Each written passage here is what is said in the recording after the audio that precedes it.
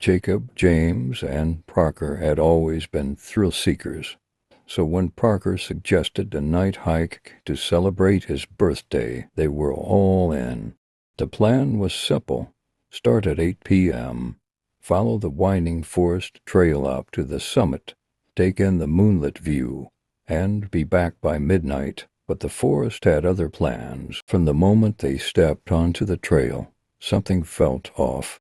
The trees loomed taller than they remembered, their branches stretching like skeletal fingers in the cold night air.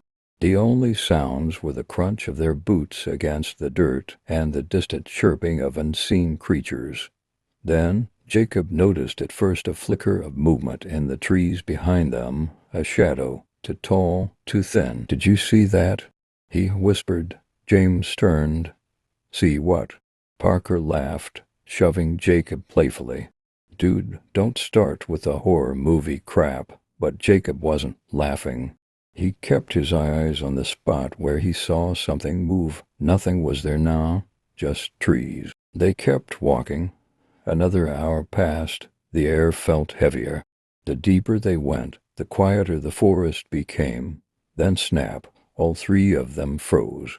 Something had stepped on a branch, but none of them had moved. James slowly turned his head, his breath catching in his throat. Behind them, in the dim moonlight, was a figure standing among the trees. It was tall, unnaturally so. Its arms hung too long at its sides, and its head was tilted at an impossible angle. "Run," Parker whispered. And they did. They tore through the trail, their breath ragged, their legs burning. But no matter how fast they ran, the footsteps behind them never faded. They only got closer. Jacob glanced back. It wasn't running. It was gliding. The trees blurred past them. Parker tripped, crashing to the ground. Jacob and James skidded to a stop, grabbing his arms to pull him up. "Keep going," Parker shouted, but it was too late. A long, bony hand shot out from the darkness, gripping Parker's ankle.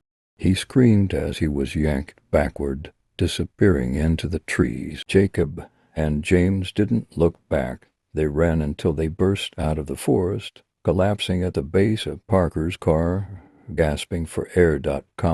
Silence. No more footsteps. No more movement.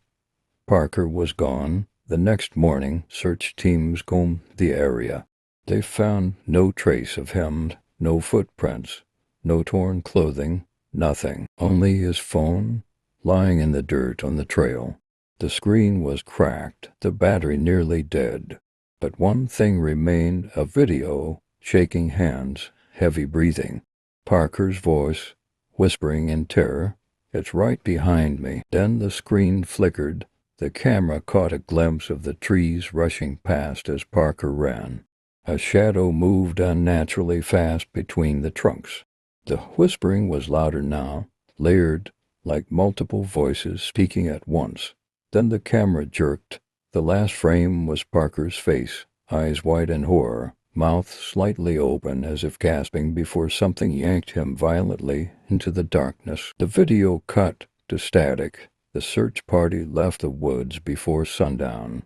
None of them spoke a word. Jacob and James never went back, but sometimes, late at night, when Jacob was alone in his room, he swore he could still hear it, that faint, inhuman whisper.